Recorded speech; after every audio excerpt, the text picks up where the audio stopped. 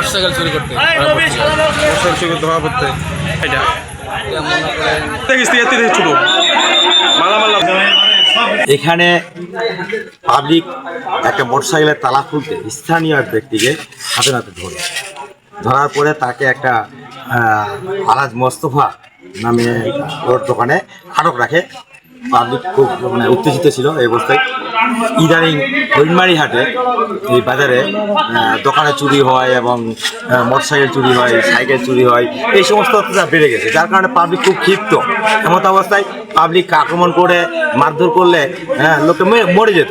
তো আমরা খবর পেয়ে স্থানীয়ভাবে যে সাইফুল আছে আমার সাথে, যুগ্ম আহ্বায়ক আমাদের ইন্ডিয়ান বিএনপি, এবং এই যে আছে সোয়েদ আছে যুবদলের আহ্বায়ক, ইউনিয়ন যুবদলের সদস্য সচিব এবং স্থানীয় লোকজন সহ আমরা তখন পুলিশকে খবর দিই।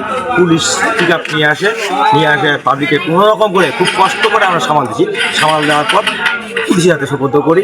পুলিশের তবে জনগণকে, স্থানীয় উৎসুক জনগণকে আমরা এটা বলে শান্ত করি যে আমরা ওর সাথে জড়িতকে, স্থানীয় এবং উপরের এই চুরি চামারির সাথে জড়িতকে এইগুলোর তার কাছ থেকে জবাব নেওয়া হবে এবং তাকে উপযুক্ত আইনে ধারা এনে সকল চোরদের ব্যবস্থা করা হবে। এবং এটা যারা করা হয়, ইদানিং আমাদের এলাকায় চুরি, বিশেষ করে দোকানে চুরি এবং মোটরসাইকেল চুরি, সাইকেল চুরিগুলো বেড়ে গেছে।